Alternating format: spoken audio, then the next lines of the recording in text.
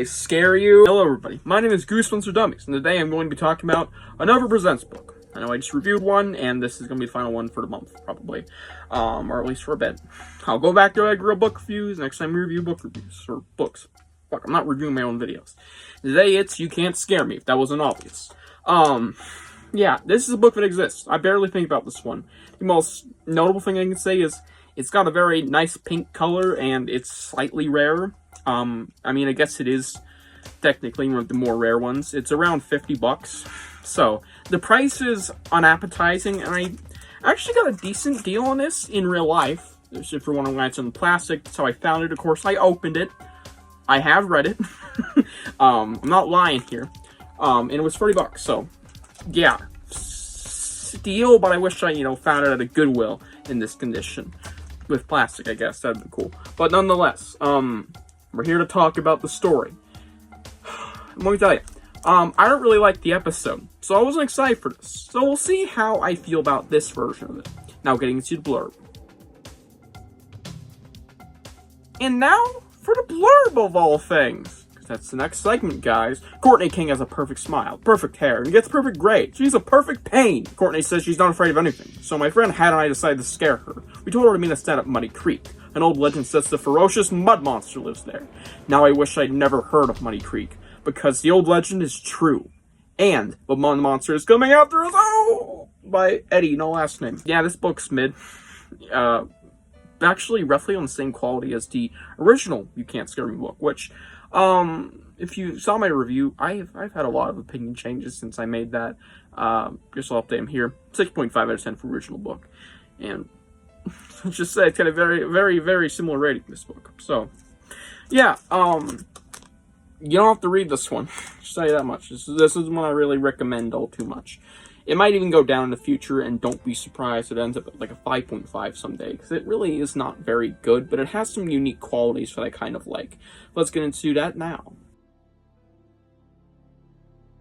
Immediately, the writing is relatively good. As per usual in Presents books, they're never offensively bad or inherently god tier, but I think it's passable writing, and there's something that comes from it, and that is atmosphere. I think this book has some very good atmosphere with the whole swamp or creek vibe that we have going here.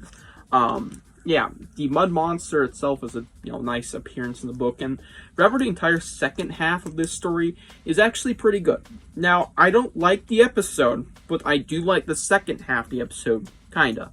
I'll say this right now, I actually like this more than the episode. I think I gave the episode a 5.5. This could go down to that, but I still think I'll prefer it either way, simply because it just has some better qualities, like, now getting to it now.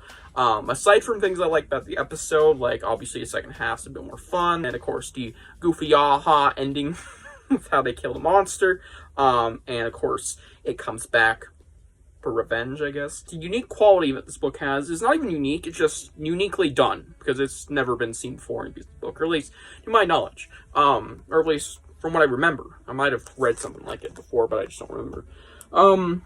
This book has a unique perspective. I believe it's third-person omniscient, and it has perspective changes. It changes who it's looking at, and that makes sense. It was in the episode. We saw different characters get different scenes. We saw, I believe it was Hat lying around waiting to scare Courtney just as a mud monster, and then we had our main character, who I can't remember for the life of me, Eddie. Eddie is, running around from the mud monster, and we also have Courtney.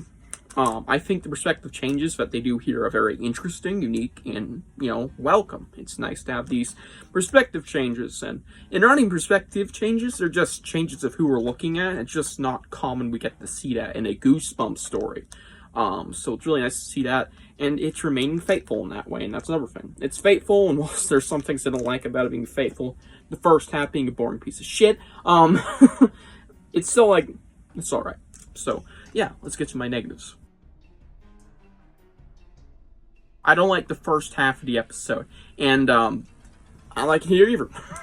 No different.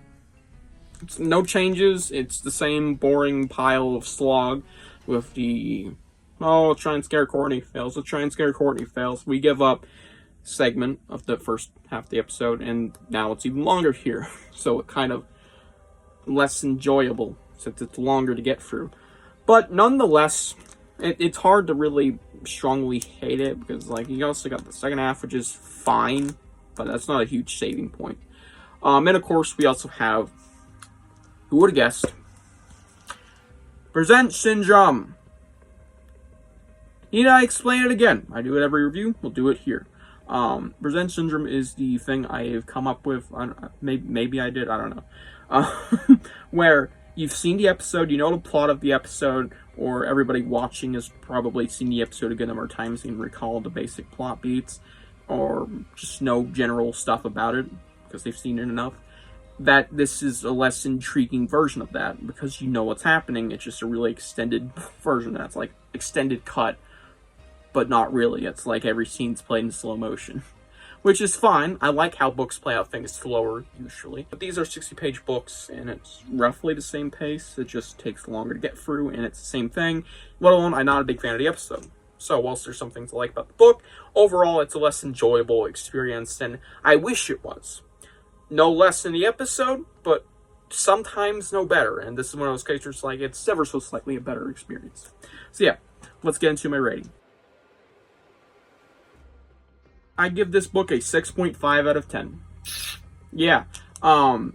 Is it better than the original You Can't Scare Me book? Maybe? Strong maybe. Actually, yeah. I said it. An episode in that case. This is the best You Can't Scare Me thing. Probably because of its length, and it's better than the episode. So, I don't know.